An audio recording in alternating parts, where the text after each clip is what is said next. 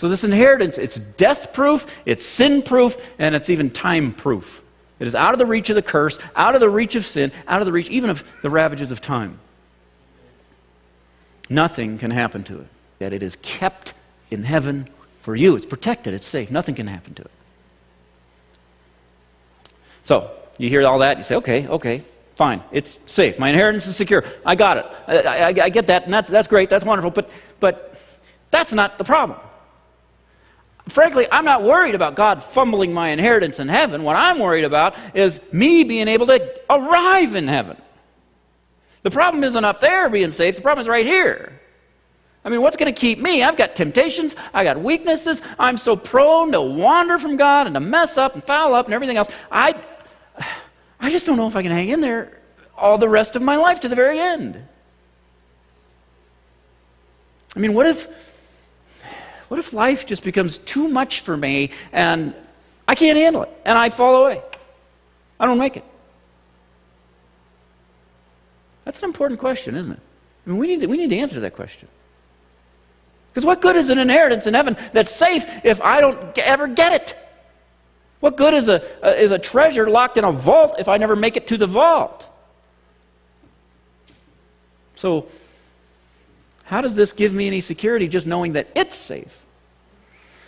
Well, Peter's not going to leave us with just half of our salvation secure.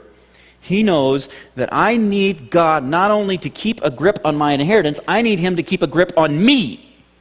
I need that. I need God to not only keep my inheritance for me, but to keep me from my inheritance. And that's exactly what He promises to do in verse 5. Verse 4, He's given us new birth into an inheritance that can never perish, spoil, or fade, kept in heaven for you. Verse 5, who, by God's power, are shielded. We're protected. It isn't just your inheritance that's guarded and protected and shielded and preserved. It's you that's being held on to. On His end, God will see to it that no hostile force comes and does anything to mess up your inheritance up there. But on our end, God works in us to enable us to persevere all the way to the end. He keeps us. He holds us. That's why you're still saved. You know, if you think that you're a Christian right now, you're still hanging in there right now because of your power to hold yourself in the faith, your self-esteem level is way too high. If it weren't for the preserving grace of God acting on our hearts, we would all have already fallen away. I mean, if you're a Christian right now, you won't still be a Christian by bedtime tonight unless He pours out His preserving grace on you. And that preserving grace is exactly what He's promising here. So our persevering is His doing.